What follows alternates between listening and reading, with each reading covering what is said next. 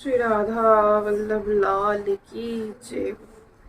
श्री वृंदावन धाम की जय हो। श्री सतगुरुदेव भगवान की जय हो। जय जय श्री राधे श्याम। जय जय श्री हितारि वंश। जय श्री राधा।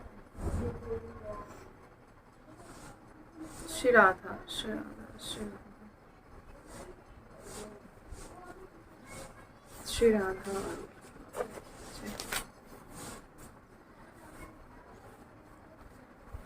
हमारे शब्दों का कि हम कैसे शब्दों का प्रयोग करते हैं किसी के लिए, तो उसका बहुत प्रभाव पड़ता है।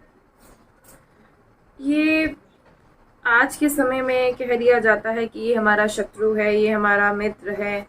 तो देखिए, कोई भी व्यक्ति जो है जब वो इस संसार में आता है तो ऐसा नहीं कि वो निश्चित होता है कि वो हमारा व्यक्ति जो व्यक्ति है वो हमारा मित्र बनकर आया है या शत्रु बनकर आया है। ये निश्चित नहीं होता। जो भी कोई अगर हमारा मित्र बनता है या हमारा शत्रु बनता है तो सिर्फ अगर बनता है तो हमारे व्यवहार से, कि उसके साथ हमारा व्यवहार कैसा है और हमारे शब्द कैसे हैं। और पहली बात तो हमें जो ये व्यवहार की बात आती है तो हम आप सभी से कहते हैं कि आपका व्यवहार जो है वो बिल्कुल शून्य होना चाहिए। क्योंकि जब हम व्यवहार पर ज़्यादा ध्यान देते हैं तो कहीं ना कहीं आपको उससे राग हो जाता है जब व्यवहार की बात आती है। तो यहाँ हमें व्यवहार पर ध्यान नहीं देना, यहाँ हमें बात देनी है अपने शब्दों पर, जो बात ध्यान देने योग्य है। आपको ऐसे शब्दों का प्रयोग करना है कि जिससे कभी भी किसी का कभी किसी को दुख ना पहुंचे।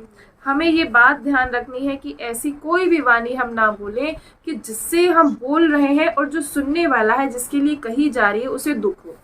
क्योंकि कई जन ऐसे होते हैं जो कहते हैं कि हम कोई अपराध नहीं करते, है ना, हम कभी किसी का कोई बुरा नहीं करते। तो हम ऐसा लगता है, लेकिन कई बार हम अपने शब्दों के द्वारा किसी ना किसी को कुछ कह देते हैं। और इसीलिए आप एक बात ध्यान रखिए, आपको ना किसी को अपना मानना है, ना आपको यहाँ कोई व्यवहार बनाना है। यहाँ सिर्फ ध्यान दीजिए अपने शब्दों पर कि आप किसके लिए कैसे शब्द बोलते हैं। ये जीवन में आपको सभी को बात ध्यान रखनी चाहिए कि हम क्या बोल रहे हैं, ये बिल्कुल ध्यान में रखिए, किसको क्या कहा जा रहा है। कई बार ऐसा होता है कि हमारे भीतर इतनी जलन जो होती है, तो हम उस जलन को, हमारे भीतर जो आवेश होता है, क्रोध होता है, तो उसे दिखाने के लिए हम सामने वाले व्यक्ति को बहुत ज़्यादा अपशब्द कह देते हैं। तो ऐसा आपको बिल्कुल भी नहीं करना है। अगर प्रभु की कृपा पाना चाहते हैं, अगर चाहते हैं कि प्रभु हम पर कृपा करे, तो अपने शब्दों पर थोड़ा सा अपने शब्दों पर विश्राम दें, अपने शब्दों पर विचार करें कि हम कैसा किसी को क्या बोल रहे हैं और जो हम बोल रहे हैं तो क्या वो सही है। अगर इतना भी कोई अपने जीवन में ले आए ना, तो हम सच कहते हैं, अगर चाहे वो भजन ना करे, अगर अपने शब्दों पर आप ध्यान दें, कभी कोई ऐसी बात ना करे जिससे किसी का हृदय दुखे, अगर इतना भी आप कर लेते हैं तो आप प्रभु के प्रिय हो जाते हैं। ये 24 घंटे जो निरंतर हम कहते हैं भजन कीजिए, ये इसीलिए ही तो किया जाता है कि भाई प्रभु का चिंतन हो पाए और हमसे कोई अपराध ना बन पाए। और अगर हम ये पहले से ही विचार कर लें कि जो हम करने जा रहे हैं या हम किसी को कुछ बोलने जा रहे हैं, कि हम ऐसे शब्दों का प्रयोग ना करें कि जिससे सामने वाला व्यक्ति है उसे दुख पहुंचे। इसलिए इस बात पर आप सभी ध्यान दीजिए। लेकिन हमने एक बात देखी है, ये जो सब चीज़ें हम समझाई जाती हैं कि भाई थोड़ा अपने शब्दों पर विचार करो कि तुम किसी के लिए क्या बोलते हो, कि ऐसा किसी को नहीं बोलना चाहिए जिससे सामने वाले व्यक्ति का हृदय दुखे, ऐसा बोला जाता है। लेकिन वृंदावन में जब बात होती है, जब बात श्री धाम वृंदावन की आती है, ये सब कुछ ये उसे सहजता से हो जाता है कि किसी से कोई अपशब्द नहीं कहना, किसी से व्यवहार नहीं बनाना और हर समय प्रभु का चिंतन करना, ये सब श्री धाम वृंदावन में सहज से हो जाता है। अब कहें कि हम वृंदावन वास कैसे करें, क्योंकि अभी हमारे ऊपर बहुत सी जिम्मेदारियां हैं। हमारा पुत्र है, इसका विवाह करना है, हमारी पुत्री है, इसका विवाह करना है, या हमें वृंदावन से बाहर जाना पड़ेगा कि कोई ज़मीन है, हमारी जायदाद है, इसको बेचकर आएंगे, इसको बेचकर जब आएंगे तब जाके हमें कुछ प्राप्त होगा, कि धन के बिना तो नहीं रहा जा सकता ना। तो हम एक बात ध्यान रखिए, जो इतना आप सोचते हैं ना कि धन के बिना वृंदावन में नहीं रहा जा सकता, आप एक बार अपना दृढ़ कहते संकल्प तो आपको लेना पड़ेगा, ये दृढ़ निश्चय तो आपको करना पड़ेगा कि मैं वृंदावन से बाहर ना जाऊं। तो आप बिल्कुल यहाँ कभी मत सोचिएगा कि मैं ऐसी व्यवस्था कर रहा हूँ तो मैं वृंदावन आऊं। तो भाई आप जब वृंदावन आएंगे, जब वृंदावन को आप अपने जीवन को समर्पित कर देंगे, तो बाकी सब कार्य वृंदावन करता है, आपकी व्यवस्था वृंदावन स्वयं करता है। यहाँ कितने ऐसे जन हैं जो अपने घर परिवार से आए हैं, 1 रुपया तक उनके पास नहीं था, कुछ भी नहीं था, लेकिन आज देखिए श्री जी कितना दुलार करती हैं, सब व्यवस्था श्री जी अपने आप करती हैं। तो आपको ये बात नहीं सोचना चाहिए कभी भी। देखिए यहाँ तो इतनी निष्ठा बताई गई है वृंदावन के लिए कि अगर आपसे कभी कोई कहे कि भाई वृंदावन से बाहर जाओ, कभी कोई कहे कि वृंदावन से बाहर जाओ, तो ये बात ध्यान से सुन लीजिएगा, आपको उसकी बात कभी भी नहीं माननी है। जो आपसे कहे कि वृंदावन से बाहर जाओ, नहीं, वृंदावन से बाहर हमें नहीं जाना है। कहते क्यों नहीं जाना है? क्योंकि वृंदावन में जो भजन हो पाता है वो कहीं और नहीं हो पाता। और जो वृंदावन आने के लिए मना करे, जो वृंदावन में आपको धाम वास के लिए बनना करे, तो कहते हैं कि वृंदावन के बसत ही अंतर जो करे आनी, तिहि सम शत्रु न और काहू मन बच के जही जानी। वृंदावन के वास में आपको जो विघ्न डाल रहा है, चाहे वो कोई भी क्यों ना हो, वो आपके लिए शत्रु के समान होना चाहिए, जो आपको श्री धाम वृंदावन में वास करने के लिए रोके। किसी की भी आज्ञा का पालन मत कीजिएगा। जो कहे कि श्री धाम वृंदावन का वास मत करो, जो श्री धाम वृंदावन की महिमा को ना जाने, जो श्री धाम वृंदावन में जो प्रेम रस है, जो श्री धाम वृंदावन की महिमा है, जो श्री धाम वृंदावन के प्रिया प्रीतम है, जो उनके विषय में कुछ ना जाने और जो कहे कि क्या है वृंदावन, क्या है क्या है, जहां ही बैठकर ऐसा कुछ नहीं होता, यहीं रहकर भजन करो, तो बोले ऐसों का संग बिल्कुल त्याग देना चाहिए। आपको ऐसों का बिल्कुल भी संग नहीं करना है। ऐसी निष्ठा, देखिए जो यहाँ वास करते हैं उनकी ऐसी निष्ठा है, सब कुछ समर्पित कर आए हैं, सब कुछ, ऐसा नहीं कि ऐसे ही सब कुछ समर्पित करते आए हैं। तो ऐसी निष्ठा आप सभी में होनी चाहिए। निष्ठा, जब निष्ठा हो जाएगी ना, तो याद रखिएगा, जिसकी निष्ठा हो जाती है उसे कभी श्री धाम वृंदावन बाहर नहीं कर पाता। और कोई कितना भी बलशाली क्यों ना आए, वो सोचे कि उसे वृंदावन से बाहर कर देना है, तो कभी भी नहीं हो पाएगा, कभी भी। इसलिए इस बात को आप सभी जानें कि ये जो निष्ठा बताई जा रही है कि वृंदावन के अलावा मेरा कोई भी नहीं है, मुझे वृंदावन से बाहर नहीं जाना। और जब आप में ऐसी निष्ठा हो जाएगी तो श्री धाम वृंदावन आपको स्वयं संभालेगा, स्वयं संभालेगा। इसीलिए जानिए। और जो श्री धाम वृंदावन में ऐसे वास करने की निष्ठा ले लेगा कि मुझे वृंदावन मेरे लिए सब कुछ है। अभी क्या होता है कि अखंड वृंदावन वास नहीं हो पाता, बहुत से ऐसे जन वृंदावन आ जाते हैं, लेकिन अपनी विषय भोगों के लिए, अपनी लालसाओं के लिए वो इधर उधर जाते रहते हैं। तो देखिए, हम तो बस यही कहेंगे कि वृंदावन से अलावा आपको कहीं भी नहीं जाना है। एक अखंड वृंदावन वासी होना बहुत ज़रूरी है। अगर आज हम वृंदावन धाम में वास कर रहे हैं, लेकिन हम वृंदावन से बाहर जा रहे हैं, क्यों जा रहे हैं? अपने विषयों की कामनाओं के लिए। तो ऐसा नहीं होना चाहिए। आपके भीतर ऐसी आसक्ति होनी चाहिए कि मुझे वृंदावन से बाहर नहीं जाता और मेरा ही वृंदावन सब कुछ है, मैं जी नहीं सकता वृंदावन के बिना। जिनकी ऐसी आसक्ति हो जाती है उन पर श्री लाडली जी विशेष कृपा करती है। आपको धाम के लिए समर्पित होना, ये थोड़ा ना आज धाम में है तो कल फिर और कहीं घूमकर फिर यहाँ आ गए हैं, ऐसा बिल्कुल भी नहीं होना चाहिए। हमें ऐसा कार्य था इसलिए हमें धाम जाना पड़ा, ऐसा बिल्कुल भी नहीं होना चाहिए। एक अखंड वृंदावन वासी जो होता है उसके हृदय में ऐसा परिवर्तन हो जाता है कि जैसे सांस लिए बिना नहीं रह सकते, अगर वायु ना मिले सांस लेने के लिए तो वो जीवित नहीं रह सकता, अगर भोजन ना मिले तो वो जीवित नहीं रह सकता, ऐसे ही जो अखंड वृंदावनवासी है वो श्री धाम वृंदावन के बिना जीवित नहीं रह सकता। इसलिए आपको भी ऐसी आसक्ति लानी है कि मैं वृंदावन से कभी बाहर नहीं जाऊंगा और सिर्फ मुझे वृंदावन के अलावा मेरा कोई भी नहीं है। अगर कोई कहे कि वृंदावन से बाहर जाओ तो मुझे ऐसा लगे कि मेरा सब कुछ उजड़ रहा है। अगर कोई मुझे वृंदावन से बाहर जाने के लिए कहे, क्योंकि जो ब्रज सीमा के अंतर्गत जो प्रेम है वो बाहर नहीं मिल पाता। यहाँ बिना प्रयास के यहाँ हमें जो है भजन सहज में हो जाता है। यहाँ ऐसे ऐसे रसिक जनों का संग होता है कि जिनके संग से ही मुझे जीवन में इतना परिवर्तन आता है। और वही साधक जो वृंदावन से बाहर जाने की बात करता था, आज वो वृंदावन से बाहर जाता ही नहीं है। मैं वृंदावन वास करूंगा, चाहे मेरा जो कोई भी मेरे शरीर को रोग क्यों ना लग जाए, चाहे मेरे प्राण क्यों ना निकल जाए, लेकिन मैं वृंदावन से बाहर नहीं जाऊंगा। मुझे अन्य और कोई तीर्थ नजर नहीं आते, मुझे सिर्फ मेरो वृंदावन ही नजर आता है। जो वृंदावन धाम की महिमा सभी महापुरुषों ने बताई है, अभी तक मुझे उसका दर्शन नहीं हो रहा था, लेकिन श्री लाडलीजू की ऐसी कृपा हुई है कि जब से मैंने श्री धाम वृंदावन का अखंड वृंदावन वास लिया है, मेरे हृदय में श्री लाडलीजू आकर वास करती है। मुझे हर क्षण उनका दर्शन होता है और ये मुझे जब ही हो पाया है जब मैं अखंड वृंदावन वासी हुआ हूँ। मुझे कैसा भी कार्य क्यों ना हो, लेकिन मैं वृंदावन के क्षेत्र से, मैं कभी सीमा से मैं कभी बाहर नहीं जाऊंगा। क्यों?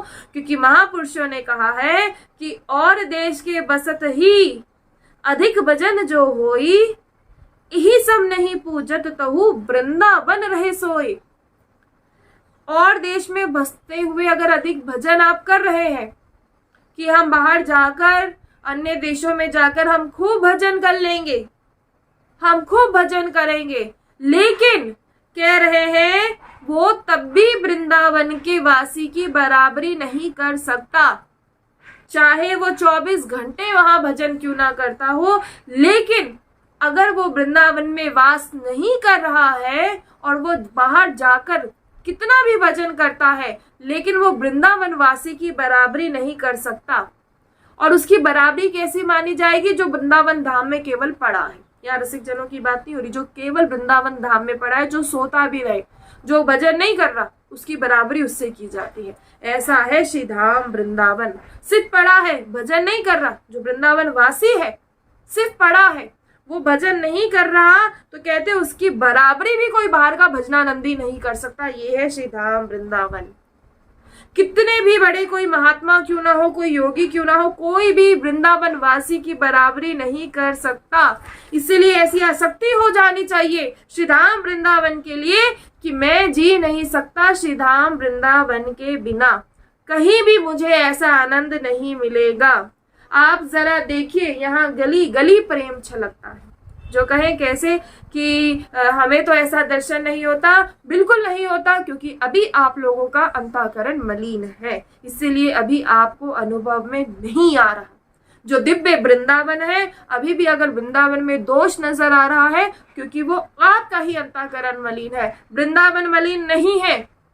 वृंदावन में हमें गंदगी नजर आती है, वृंदावन में ये जन जो है ये पैसे मांगते नजर आते हैं, ये जो साधु संत है ये भिक्षा मांग कर रहते हैं, मधुकरी पाकर रहते हैं। वो हम मंदिर जाते हैं तो वो ऐसे मांगते हैं। अभी भी आपको जो ये नजर आ रहा है क्योंकि आप लोगों का अंतःकरण मलिन है, नहीं तो जो वृंदावन वासी है उसे ये सब कुछ नजर ही नहीं आता। वो डूबा रहता है अपने श्यामा श्याम के प्रेम में। उसके पास इतना समय ही नहीं होता कि वो किसी और के ऊपर दृष्टि देखे, किसी और पर उसकी दृष्टि जाए। उसके पास इतना समय होता ही नहीं है। यहाँ हर समय आनंद की वर्षा हो रही है। ये श्री धाम वृंदावन है। कह रहे हर समय बिल्कुल हर समय आनंद की वर्षा हो रही है। देखते देखते ही दृश्य पलट जाता है। देखिए आप कैसा, कभी आपको कभी कैसा मौसम नजर आता है, एकदम से बदल जाता है। हर क्षण यहाँ का दृश्य बदलता है। अभी आप कुछ दृश्य देख रहे हैं तो आपको अभी कुछ समय बाद कुछ कैसा नजर आएगा। ये है श्री धाम वृंदावन। और जो वृंदावन वासी हो जाता है, जो अखंड वृंदावन वासी हो जाता है, जिन दिव्य लीलाओं को आप अभी सुन रहे हैं, जिन दिव्य लताओं को आप अभी देख रहे हैं, तो वो दिव्य लीलाएं उसे ऐसे नजर आने लग जाती है जैसे आप हमें देख रहे हैं और हम आपको, जैसे कोई दृश्य नजर आ रहा हो, ऐसे ही उसे दिव्य लीलाएं उसे नजर आने लगती हैं। ये नेत्रों से देखता है। यहाँ नेत्र बंद करके साधना नहीं की जाती, यहाँ खुले नेत्रों से साधना होती है। यहाँ खुले नेत्रों से हमारी श्री लाडली जी का दर्शन होता है। लेकिन ये उसी को हो पाता है जो वृंदावन धाम का वास करता है, जो वृंदावन में अपने जीवन को समर्पित कर देता है, जो अखंड वृंदावन का वास ले लेता है, जो निष्ठा ले ले कि मैं अब श्री धाम वृंदावन से बाहर कभी नहीं जाऊंगा, जो वृंदावन धाम के आश्रित हो जाता है। इसलिए कहते हैं आश्रित हो जाइए वृंदावन धाम के रसिकों का संग से। वृंदावन धाम की जो उपासना का रंग है वो आपके हृदय में चढ़ जाएगा और फिर आप देख लीजिएगा वृंदावन का चमत्कार। जब आप सभी रसिक जनों का संग करेंगे तो उनके संग करने मात्र से आपके जो हृदय में उन जो वृंदावन धाम की उपासना है इसका रंग चढ़ने लग जाएगा और आपके जीवन में फिर जो चमत्कार होगा फिर वो आप स्वयं देख लीजिएगा। कहते कैसा चमत्कार है, अद्भुत चमत्कार है, अद्भुत चमत्कार है श्री धाम वृंदावन का। बड़ा देखा जाता है कोई कैसा भी कपटी क्यों ना हो, पापी अधमेय क्यों ना हो, लेकिन जब वो वृंदावन आता है, वृंदावन रसिक जनों का संग करता है, चाहे वो उसके भीतर भाव नहीं है लेकिन उस पर भी श्री धाम वृंदावन ऐसी कृपा कर देता है कि वो वृंदावन के लिए रोने लग जाता है, चाहे कैसा भी अधमी क्यों ना हो। ये है श्री धाम वृंदावन। ये कोई कथा नहीं है, कोई किसी कहने की बातें आपने सुन ली और हो गया कि ऐसा हाँ होता होगा। ये सत्य है। जो निष्ठा से रह रहे हैं ना, जिनका अखंड वृंदावन वास है, जिनका जीवन समर्पित है प्रिया प्रीतम के लिए, उनके अनुभव में ये आने लगता है। चलते चलते आपको दिव्य सुगंध जो है वो ऐसी सुगंध सी आती है, कभी नुपुरों की आवाज आती है और कभी ऐसा दर्शन हो जाता है, एक ऐसा आकर्षण हो जाता है कि कुछ ना कुछ लीला का जो दर्शन है वो अवश्य होता है और हर किसी को होता है। जो वृंदावन में नियम निष्ठा से रहता है कि सिर्फ मेरा वृंदावन है, जो अखंड वृंदावन का वास करता है, उन्हें ये अनुभूतियां होने लगती हैं। लेकिन बड़ी विचित्र सी माया है कि कुछ जन अपने उसके लिए विषयों की कामना के लिए बाहर जाते हैं कि हमें ऐसा करना है वैसा करना है, क्योंकि वो अभी अपने बल का प्रयोग कर रहे हैं। जो निर्बल है, जिसने अपने बल को बिल्कुल निर्बल कर दिया, जिसका बल श्री लाडली जी हो गई, जिसका बल श्री लाडली जो हो गई, वो कभी वृंदावन से बाहर जाता ही नहीं। इसलिए तो कहते हैं कि अखंड वृंदावन धाम का वास। जो अखंड वृंदावन वासी है, जो धाम वासी है, जो अखंड वृंदावन का वास करता है, उसका जो प्रवेश है वो दिव्य लीलाओं में अवश्य होता है।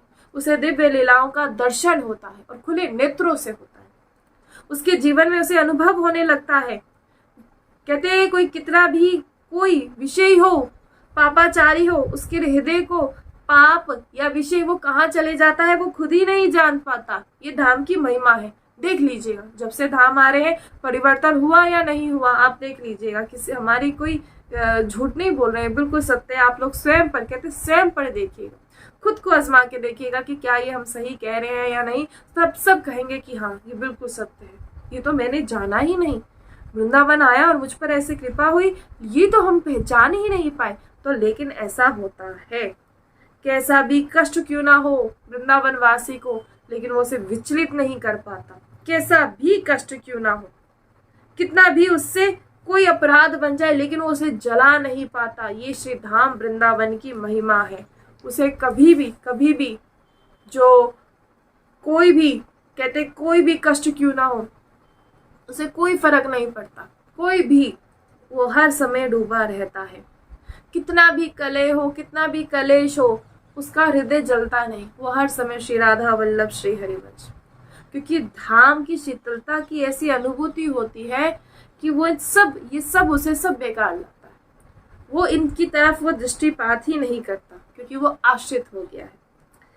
श्रीपाद प्रबोधन जी महाराज जी कहते हैं कि अगर वृंदावन धाम यदि अपराध बन जाए तो मुझे कभी त्यागना मत। कह रहे हैं, कहिए, कह श्रीपाद प्रबोधानंद जी कह रहे हैं कि हे वृंदावन धाम, अगर मुझसे कभी कोई अपराध भी बन जाए तो मुझे त्यागना मत, क्योंकि हम एक क्षण भी आपके बिना नहीं रह सकते, हम एक क्षण के लिए भी आपको छोड़ना नहीं चाहते।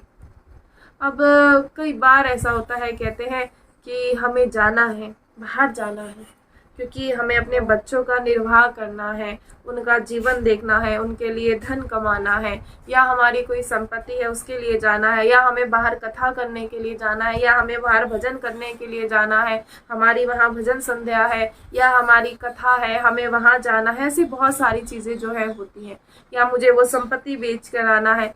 तो देखिए, आप ठीक है, आप जा रहे हैं, अगर आप जा रहे हैं, आज ये भी बात सुनिए, लेकिन आप जहां भी जा रहे हैं तो आप वृंदावन का चिंतन करें। आप समय समय पर वृंदावन आते रहें, जहां भी आप हैं, जहां भी, वहां रहकर आपको वृंदावन का चिंतन करना है। आपको समय समय पर श्री धाम वृंदावन आना है, और जो धन आप अर्जित करते हैं तो उसमें से कुछ धन बचाकर यहाँ की जो रसिक जन, जो संत है, अगर आप उनकी सेवा करना चाहें, अगर, और सबसे बड़ी बात, अगर वो सेवा आपकी सेवा स्वीकार करे तो खुद को धन्य समझेगा। तो आप यहाँ आकर कुछ थोड़े से जो आप धन अर्जित करते हैं उसमें से थोड़े से धन से आप उनकी जो है सेवा कीजिए, और आप जाते रहिए उनके पास। जब आप जाते रहेंगे तो बल्कि उनसे मत कहिएगा कि मुझे वृंदावन वास मिले, आप वहाँ उनकी पास बैठकर अपने मन में ही कहिएगा कि मुझे श्री धाम वृंदावन का वास चाहिए। आप जब बार बार उनके पास जाएंगे, जब बार बार आप जाएंगे, उनकी सेवा करेंगे, तो ऐसा होगा कि उनके चिंतन में आप आने लग जाएंगे। अगर वृंदावन वासी, जो अखंड वृंदावन वासी है, आप जिनकी सेवा कर रहे हैं, आप, क्योंकि आप वृंदावन वास नहीं कर पा रहे तो यहाँ किसी को वास करा दीजिए जो करना चाहता है। अगर आप में इतना समर्थ है, अगर आप किसी को करा सकते हैं तो आप ऐसा कर लीजिए। आप किसी की व्यवस्था आप कर दीजिए कि चलो भाई, मैं नहीं कर सकता, तुम वृंदावन वास करो। और जो संत है, रसिक जन, उनके पास आप जाते रहिए, आप उनकी कुछ सेवा करते रहिए। और कभी अगर कोई आपकी सेवा अगर स्वीकार कर रहा है तो खुद को बड़े धन्य समझिएगा कि बहुत धन्य हो गए आप कि आपको वृंदावन वासी की सेवा करने का अवसर मिला। ये बहुत धन्य समझिएगा खुद को। तो जब आप उनके पास जाते रहेंगे नियमित रूप से तो वो आपका चिंतन करेंगे। जब आप नहीं जाएंगे ना तो आपका वो चिंतन करेंगे। और जब किसी वृंदावनवासी, और अगर वो अखंड वृंदावनवासी हुआ, अगर उसने आपका चिंतन कर लिया तो आपके जितने भी पापों का समूह है वो नष्ट हो जाता है। जब कोई अखंड वृंदावनवासी आपका चिंतन करे, आपका वृंदावन वास हो जाता है केवल उसके चिंतन करने मात्र से। आप नहीं वास कर पा रहे, लेकिन आप किसी की ऐसी व्यवस्था करा दीजिए कि अगर कोई वृंदावन वासी है उसकी सेवा कर दीजिए, जितना आपका सामर्थ्य है, जितना आप कर सकते हैं। आप देखिएगा इन सब के परिणाम से ऐसा होगा कि आपके जितने पाप हैं वो सब नष्ट हो जाएंगे और आपको बहुत जल्दी श्री धाम वृंदावन का वास मिलेगा। और बड़ी ही कृपा उन रसिक जनों की मानिए जो आपकी सेवा को स्वीकार करें।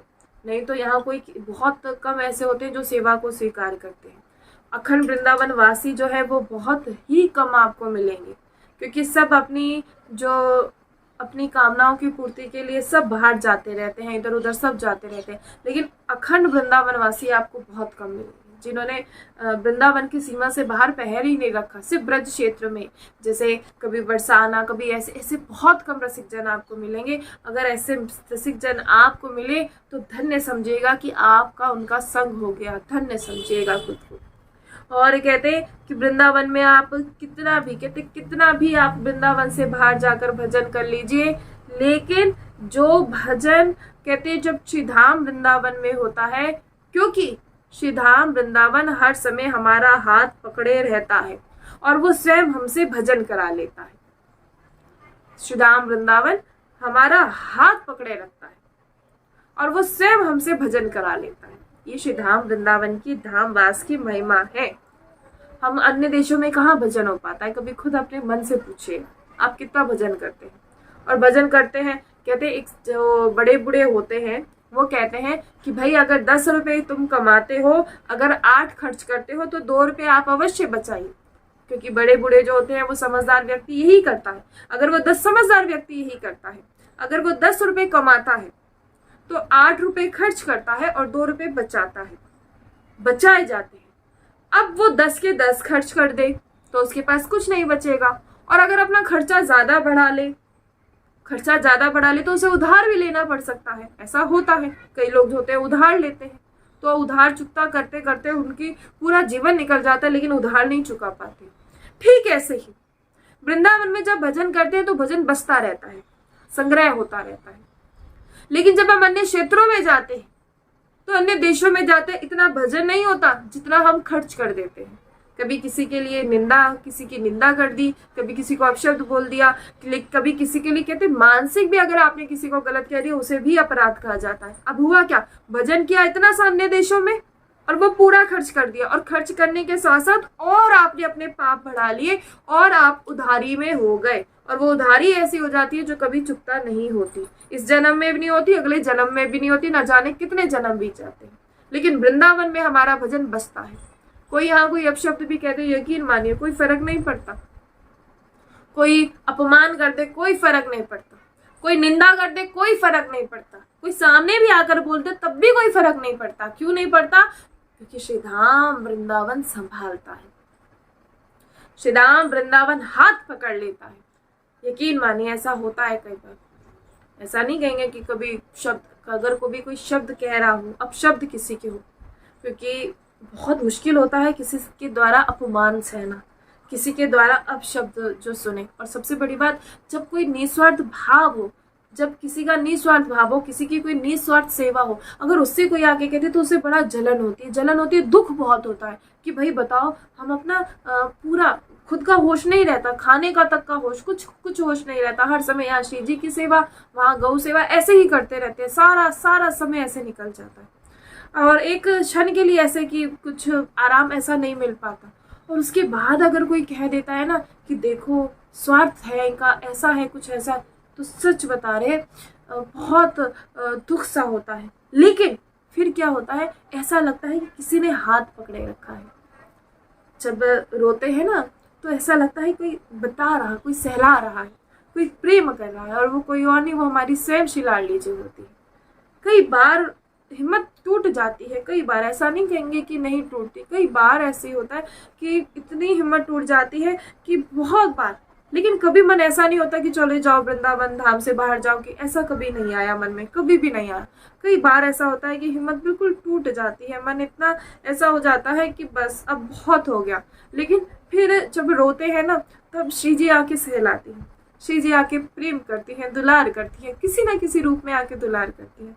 फिर हम समझ जाते हैं कि हाँ, हमें सच में हमारी जो श्री जी अब जानती हैं कि ये बहुत इस समय टूट चुका है, ये टूट चुकी है, अब ये नहीं संभल सकती, तो श्री जी आके संभालती हैं। ये झूठ नहीं बिल्कुल सत्य है। ये मतलब हमने अनुभव जो ये हमारा, हम आपको बता रहे हैं।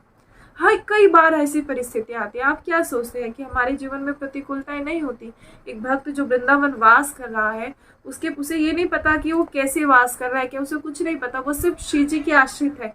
तो क्या उसके जीवन में प्रतिकूलताएं आती हैं? लेकिन श्री जी इतना बल दे देती हैं कि कुछ भी, कैसा भी क्यों ना हो, लेकिन सब हंसते हंसते सब टल जाता है। ये जो सब कहते हैं दीदी आप हंसते रहते हो हर समय, किसी ने हमें मतलब सब देखा है, हंसते ही देखा है। कभी हमें कभी दुखी किसी ने नहीं, सबने हंसते देखा है। अगर आंखों में अश्रु आए हैं तो संसार के लिए नहीं आए, इस व्यवहार के लिए कभी भी नहीं आए। अगर आए हैं तो सिर्फ अपनी श्री लाडली जी के लिए। तो सच बता रहे, अगर ऐसी निष्ठा आपकी हो जाए ना तो श्री जी आपको दुलार करेंगे।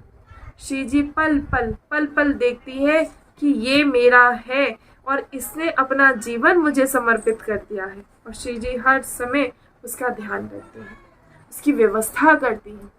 आप इतना विश्वास करके आइए तो सही। ये विश्वास करना कहते बड़ा मुश्किल, बिल्कुल मुश्किल है, लेकिन जब विश्वास हो जाता है, जब जीवन समर्पित हो जाता है, फिर देखिए, फिर कुछ भी नहीं। इसलिए कहते हैं अन्य देशों में रहते हुए भजन हो सकता है, लेकिन जो वृंदावन में पड़ा भी है, जो कुछ नहीं कर रहा, केवल पड़ा भी है, वो उसकी भी बराबरी नहीं कर सकता। वृंदावन में कोई भी आपको रोके तो वो आपका शत्रु के समान होना चाहिए, जो वृंदावन वास के लिए व्यवधान डाले।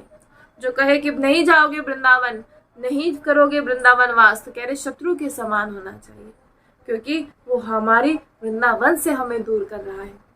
जिसके हृदय में लीश मात्र भी वृंदावन के प्रति प्रेम ना हो, तो ऐसों का भी हमें संग नहीं करना चाहिए, क्योंकि वो हमारी वृंदावन धाम को नहीं जानता। और अगर आप उन्हें बताएं और वो ना सुने, और आप वृंदावन धाम की कुछ ऐसे शब्द, मतलब वृंदावन धाम की, या आपको ऐसा कहे कि नहीं तुम पाक, कुछ भी ऐसा कहे, तो कैसे उनका बिल्कुल भी संग मत कीजिएगा, बिल्कुल मत संग कीजिएगा। हमारा वृंदावन है, वृंदावन के अलावा मेरा कोई भी नहीं, ऐसा भाव आपको लाना है। ये मन बहुत चंचल है, लेकिन वृंदावन उसे संभाल लेता है। वृंदावन का जो प्रेम रस है, भजन रस है, उसका हाथ पकड़कर संभाल कर रखता है। जैसे एक छोटे से बालक को बाजार में ले जाया जाए, वो छोटा सा बालक बाजार में सुंदर सुंदर वस्तुओं को देखकर मचलता रहता है। उसे कोई सुंदर वस्तु नजर आती है तो उसे देखकर मचलता है। ठीक ऐसे ही जो जीव है, जो मनुष्य है, वो संसार में देखकर आकर्षित होता रहता है। लेकिन वृंदावन धाम का ऐसा प्रभाव है, वृंदावन धाम उसे बार बार उसका हाथ थामे रखता है। जैसे वो बच्चा अपनी माँ के साथ जा रहा हो और इधर उधर वो उसकी नजर हो और वो हर चीज की मांग करता जाए, लेकिन उसकी माँ उसका हाथ पकड़कर उसे खींच कर ले जाती है। ठीक ऐसे ही हम अगर जब बिगड़ते हैं, हमारा मन बिगड़ता है, इधर उधर भागता है, क्योंकि मन चंचल है, तो वृंदावन उसका हाथ थामे रखता है और उसे पकड़कर सीधा सीधा चलाता रहता है। ये वृंदावन धाम की महिमा है। कहाँ हम तुझ प्राणी, सोचिए जरा, और कहाँ वृंदावन, कहाँ हम तुझ प्राणी और कहाँ वृंदावन। हम जैसों को वृंदावन मिला, इससे बड़ी कृपा क्या हो सकती है। मैं श्री लाडली जो हमारी लाडली जो है, वो करुणामयी कृपामयी है, तो उनकी करुणा तो मुझे नजर आ रही है, उनकी कृपा तो मुझे नजर आ रही है कि मुझ जैसे नीच, तुच्छ, अधमी, पापी, कपटी, मैं कितना विषयी था, लेकिन मुझ जैसे को उन्होंने वृंदावन वास दिया, मुझ जैसे पर ऐसी कृपा करी कि आज मैं संसार को ना मांगकर मैं वृंदावन और श्री लाडली जो को ही मांगता हूँ। तो ये वृंदावन धाम के ही कारण हो पाया है। इसलिए भाई, अगर वृंदावन वास मिले तो हमें वहाँ कैसी व्यवस्था होगी, हम वहाँ क्या पाएंगे, वहाँ कैसे रहेंगे, इन सब का लालच छोड़ते हुए आप बस वृंदावन वास कीजिए। बस बहुत दुख होता है जब हम देखते हैं कि वृंदावन धाम से जब बाहर जाना पड़ता है, इधर जाते हैं, वहाँ जाते हैं। अगर कर सकते हैं, ऐसा नहीं कि वृंदावन वास कर सकते हैं, लेकिन नहीं, बाहर जा रहे हैं, ये कुछ भी नहीं। कहते धर्म की रक्षा के लिए बाहर जाना पड़ेगा, तो भाई कहीं से भी हो सकता है, यहाँ से भी हो सकता है। अब यहाँ से भी तो आप कितने जन हैं जो नियमित रूप से सुनते हैं, कितने जन हैं। आपको वृंदावन लाना है, हमें वृंदावन से बाहर नहीं जाना। अगर हम आपके कुछ लालच के लिए हम अगर वृंदावन से बाहर जाए, तो हमसे बड़ा कोई भी कपटी नहीं, हमसे बड़ा कोई भी अधमी नहीं, कोई भी नीच नहीं। इसलिए वृंदावन से बाहर नहीं जाना, सिर्फ मेरो वृंदावन है और मुझे वृंदावन में वास करना है। मुझे कोई कितने भी रतन क्यों ना दे, मुझे कोई कितनी संपत्ति क्यों ना दे कि भाई आ जाओ और वृंदावन से बाहर आ जाओ और अपने यहाँ रहकर वास करो, मैं तब भी वहाँ नहीं जाऊँगा, क्योंकि मेरो सिर्फ वृंदावन है और वृंदावन के अतिरिक्त मेरा कोई भी नहीं है। ऐसा भाव लेकर आपको वृंदावन में व्यास करना है। मैं प्राण त्याग दूंगा, लेकिन वृंदावन में का परित्याग कभी नहीं करूँगा, कभी भी नहीं करूँगा। अरे यहाँ चलते फिरते मुझे मेरी श्री लाडली जो का दर्शन होता है, यहाँ चलते फिरते मेरे श्रवण इंद्रियां केवल राधा नाम ही श्रवण करती हैं, तो ऐसे वृंदावन को मैं कैसे पीठ दिखाकर जा सकता हूँ। वृंदावन की कहते बराबरी, वृंदावन की तुलना किससे की जा सकती है, स्वर्ग से भी नहीं की जा सकती। तीनों लोक में भी कोई ऐसा नहीं जो श्री धाम वृंदावन की बराबरी कर पाए। और मुझे अगर वृंदावन वास मिल रहा है तो मैं वृंदावन से बाहर कभी नहीं जाऊंगा, चाहे मेरे शरीर के टुकड़े टुकड़े क्यों ना हो जाए, चाहे मैं कैसा भी मुझे रोग क्यों ना लग जाए, लेकिन मैं श्री धाम वृंदावन से बाहर नहीं जाऊंगा। क्योंकि अगर मैं श्री धाम वृंदावन से बाहर गया तो मेरी इस जीवन की सबसे बड़ी भूल होगी। कहते बहुत जीवन शेष बचा है, अरे कहाँ बचा है आप बताइए, अगले क्षण का नहीं पता। अब सोचिए हम सोचते हैं कि कुछ अगर इतने दिनों के लिए वृंदावन से बाहर चले जाए तो कुछ नहीं जाएगा, ऐसा ना हो कि बाहर जाकर मरना पड़ जाए। किसी को अपने क्षण का, किसी को भी एक क्षण का नहीं पता। इसलिए हम आप सभी से कहना चाहेंगे कि वृंदावन वास आप सभी करें, और अगर नहीं कर पा रहे हैं तो वृंदावन में जो भी वास करते हैं, जो रसिक जन हैं, जो संत हैं, तो उनकी आप सेवा करें। आप जब उनकी सेवा करेंगे, आप उनके पास बार बार जाएंगे तो उनके चिंतन में आप आने लग जाएंगे, और आपका अगर उन्होंने आपका चिंतन किया तो इससे ही आप पर बड़ा कितनी कृपा होगी अगर कोई वृंदावन वासी आपका चिंतन करे।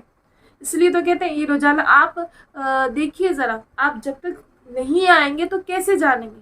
इसलिए नहीं वास कर पा रहे हैं तो किसी वृंदावन वासी से या किसी रसिक जन से या किसी संत के पास आप आते रहे, उनकी सेवा करते रहे, और बार बार आते रहे। जब आप आएंगे तो वृंदावन धाम आप पर ऐसी अतिशय कृपा करेगा, क्योंकि जो वृंदावन वासी है वो श्री लाडली जी का जो ये वृंदावन धाम है निज महल है, और वृंदावन वासी जितने भी हैं वो सब उनके निज जन है, और जो वृंदावन वास करते हैं श्री लाडली जी उन पर बड़ी कृपा करती है, उन्हें वृंदावन वास मिलता है, और जो उनसे लेश मात्र भी संबंध बना लेते हैं वो भी उतनी ही कृपा के पात्र बनते हैं।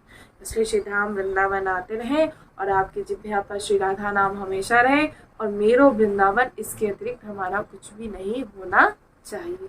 श्री राधा वल्लभ लाल की जय।